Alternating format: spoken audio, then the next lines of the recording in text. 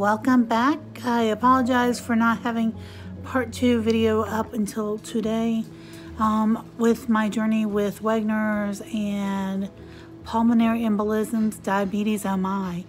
So today I'm going to do the part 2, which is going to talk about the diabetes. So when I was first diagnosed with Wegener's, I was put on 60 milligrams of prednisone a day.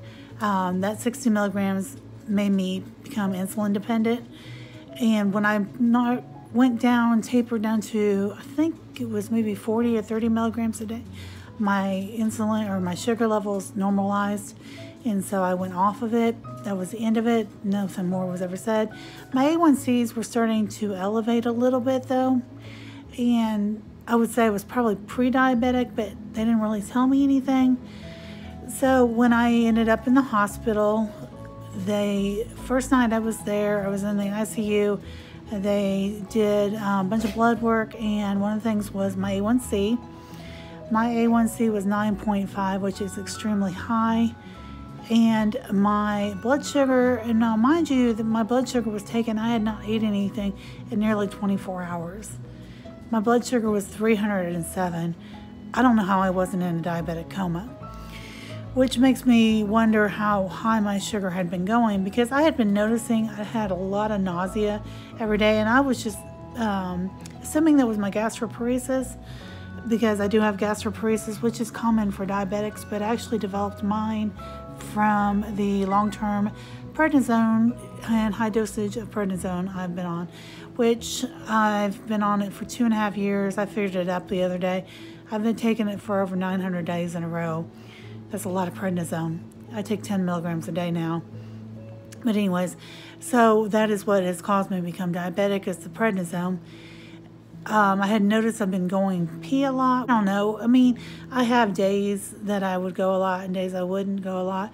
I never really gave it much thought. I was just happy to be peeing because it meant my kidneys were functioning correctly. But I also noticed I was really thirsty, like a dry mouth. But I just thought maybe it was just, I'd really notice more in the morning, and I know I sleep with my mouth open because I know I snore. And so I didn't really give it a whole lot of thought. Looking back, of course, hindsight is always 20/20. I realized that I was showing symptoms of being diabetic. So anyhow, they let me know I was diabetic. They came in. I can't remember. I think it was the second night in ICU, but it might have been the first night in a regular room. I can't remember for sure. They decided my course of treatment for now. I do 35 units of Lantus once a day. I take that in the mornings. That is a long-acting insulin. And I also do 5 milligrams of Humalog, which is a quick-acting insulin, and I take that 3 times a day before each meal. And I check my sugar 3 times a day. If I'm feeling off a little bit, I can kind of tell if my sugar maybe is a little high or a little low. I'll go ahead and check it. But that's right now what they have me doing. I do see an endocrinologist. Finally got an appointment with them. I see them on the 3rd of June, so in a little over a week. I'm looking forward to that because I really don't know what I'm doing. They told me in the hospital to eat between 45 and 60 carbs a meal. They did not tell me. They also told me to eat 5 small meals a day. Well, I know I shouldn't be eating that many, up to 300 carbs a day. It's just not doable, or I know that's wrong. So I don't really know exactly what I'm supposed to be doing. I wanted to see a dietitian, but I guess I'm gonna probably have to get the dietitian through the endocrinologist, which is fine. I did start doing a keto diet just to kind of see how that does. I don't mind cutting my carbs. I'm eating probably maybe between 30 to 50 carbs a day, which is fairly low, but I'm feeling okay right now. And I don't think this is something I would do long term. I don't know what my endocrinologist is going to say about me doing keto. I'm just doing it until I go and see what happens. But I want to share, since I got to the hospital, I have lost, and gotten home, I've lost 21.2 pounds. And that is really good because I have a lot to lose. I'm a big girl. I'm setting my goals at 25-pound increments because 25 pounds is not overwhelming. If I looked at the big picture, I would be overwhelmed. So I am pretty excited about that. When I hit 25 pounds, I am going to treat myself to a much needed pedicure. Since I've gotten married, I don't do my nails anymore. I'm just letting them be natural. As much as I love having the long nails, they were really getting torn up. And so I just let them grow. And right now they're not too bad. They're, you know, they're not too bad right now. I do need to get them painted. I probably do a pedicure and a manicure just to have something fun, but I definitely need a pedicure regardless. So that's my goal, is when I hit the 25-pound mark, I'm going to do that, which is great. Fortunately, unfortunately, there's a plus and minus to it. I recently, before I got sick and put back in the hospital, I had bought some new clothes.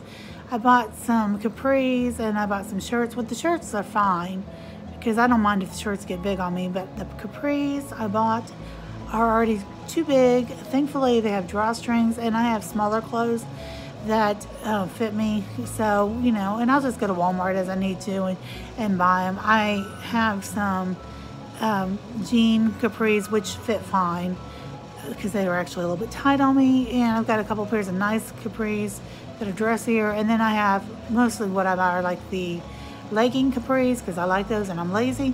So I'll just go to Walmart and pick up those. So anyhow, that's just kind of that. I know I've kind of babbled on, so we're going to go ahead and get going on the diabetes a little more. So it's going fairly well for me.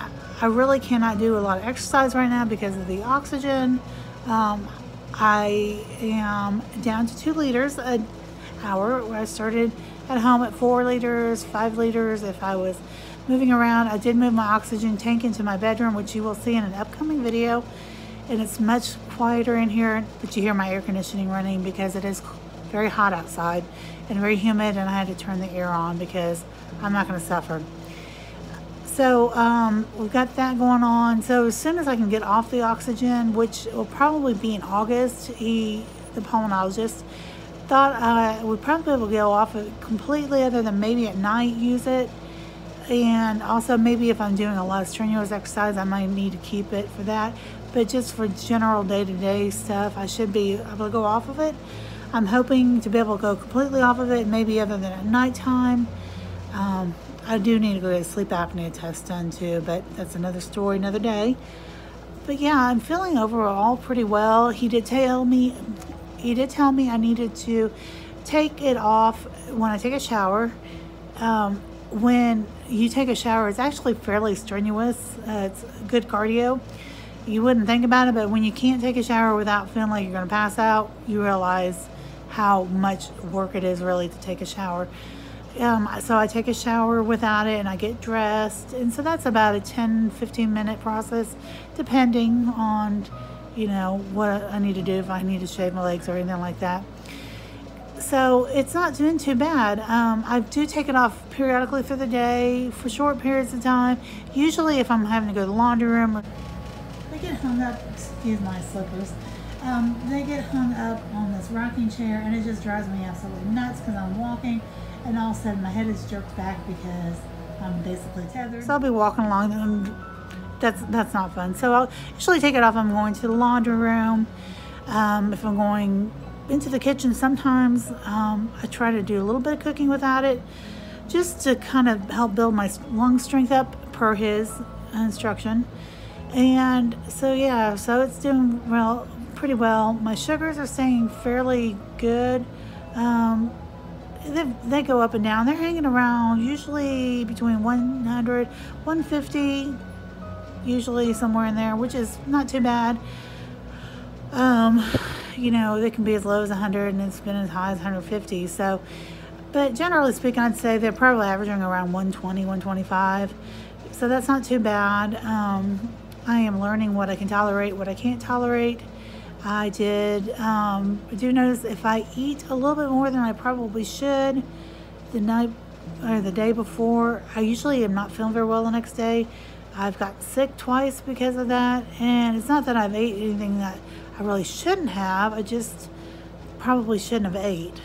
And sometimes, you know, you're just hungry, and I got like that a few nights ago. I could not eat enough, and I think my problem was that day I did not eat a whole lot during the day. I ate a lot of vegetables, and very little protein, and so I was feeling just hungry. And I woke up in the middle of the night and got violently sick, and then I was fine. So, it's kind of, I got to learn to do right. I need to learn how to eat better.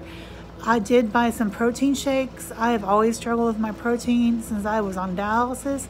My albumin level, which is your protein level, is always low. It's low now per my blood work. So I did buy some protein shakes. They'll be here this week. I ordered them from Sam's for delivery. And they're the premium or premier, I can't remember, premium, I think it's premier. Milkshakes, I bought vanilla because I like vanilla. And I'm going to use that to make like a coffee drink in the mornings. I have some skinny syrups that I purchased from skinnysyrups.com. I'll link that down below as well. But so I'm hoping that will help get my protein levels up, and I will feel fuller, so I'm trying to do well. I'm doing well with breakfast because I love eggs, but it's a struggle for me the rest of the day to get enough protein. It always has been. I've never been a very big meat eater. I can kind of take it or leave it, other than chicken. I love chicken. So anyhow, I think that's about all for now. I know I've kind of babbled all over the place. Just kind of let you know what's going on. Oh, tomorrow, the 24th, I go for an echocardiogram. When I was in the hospital with the bilateral pulmonary embolisms, they were very large, and one of them was pressing against my heart, which caused fluid to build around it. So they're just kind of checking my heart, make sure everything looks okay. I've not had any issues since I've been out of the hospital. I did have Lasix twice in the hospital to help with the fluids around my heart. I go see the endocrinologist the 3rd. I see my regular doctor the 4th. I see my nephrologist and my rheumatologist. One of them's on the 10th, and I forgot when the other one is. I want to say maybe the 17th. I'll have to double check. There's a really great app that tells me all that stuff because I can't remember anything. But anyhow, I've got a month full of doctors this month, and hopefully it's going to do better. I have been kind of struggling this week. Also, just being tired. Part of my disease is exhaustion. And the best I could equate it to for people to kind of understand is if you have ever had the flu and how drained you felt and how tired you felt, that's pretty much how I feel all the time. But last week or so, I've been extremely tired. It's like so tired, taking a shower really takes it out of me. Like I just want to collapse.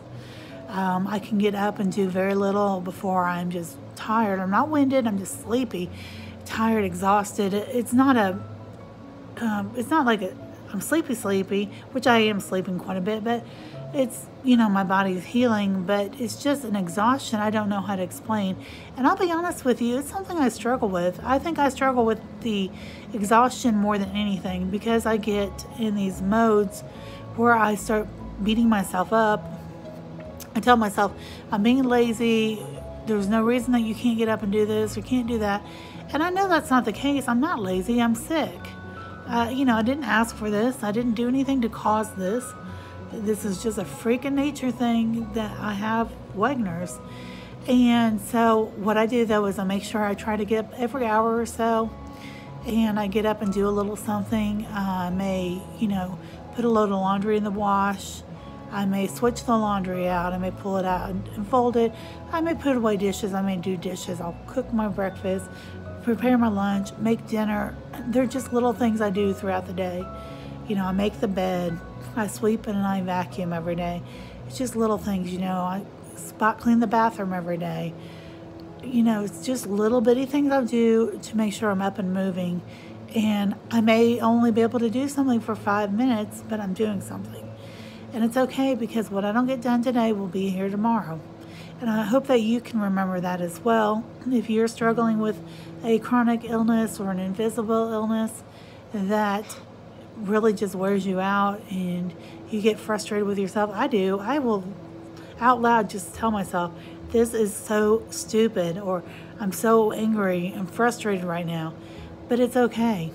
It beats the alternative to me. I mean, I don't fear death by any means, but I want to live a while. I have things I want to do, people I want to see.